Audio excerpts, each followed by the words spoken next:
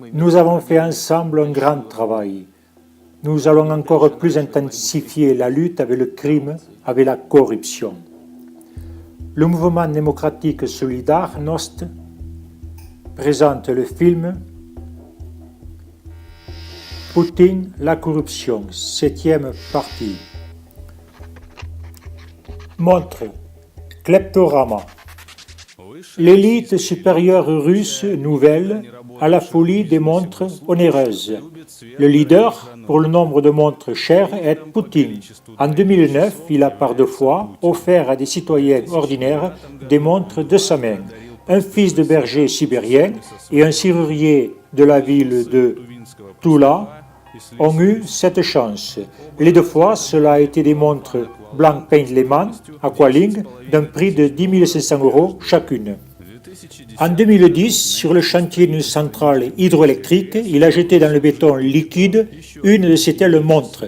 Ainsi, en un temps très court, il s'est séparé d'une manière désinvolte de montres d'un prix total supérieur à 1 million de roubles. À présent, Poutine porte à son poignet une 4e montre Blank Paint Lehman. Au poignet de Poutine, il a été remarqué des exemplaires de montres beaucoup plus chères, par exemple Patek Philippe en or blanc, d'un prix de 60 000 $. Mais la sensation exceptionnelle est qu'on a remarqué au poignet du président du pays qui n'est pas le plus riche du monde, des montres d'un prix de 500 000 $. Montre Lange et Schoen, turbographe, prix 500 000 $. Bracelet en crocodile, boîtier en platine, saphir.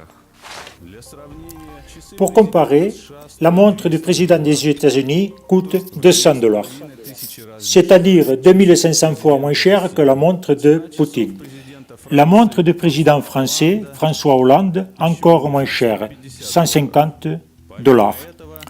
Outre cela, Poutine a une dizaine de chronomètres, parmi eux Patek Philippe, prix 18 000 $, Briquet Marine, 15 000 $, et Blank Paint, 10 000 $. Cela pour un prix total de 22 millions de roubles. Les revenus officiels annuels de Poutine, 3 662 000 roubles, c'est-à-dire 6 fois moins élevés que ses montres bracelets. Boris Nemtsov dit « Poutine était catégoriquement contre la ratification de l'article 22 sur la corruption qui disait que tous les biens obtenus dépassant le niveau de ses revenus devaient être confisqués. Quand la Douma, qui était sous le contrôle de Poutine, a ratifié la loi, cet article 22 a disparu. Le niveau de corruption augmente et précipite la Russie dans le tiers-monde. Poutine dit « Nous devons de la manière la plus attentive prolonger notre action de lutte contre la corruption ». La version totale de Poutine la corruption sur le site www.poutine-itogi.ru.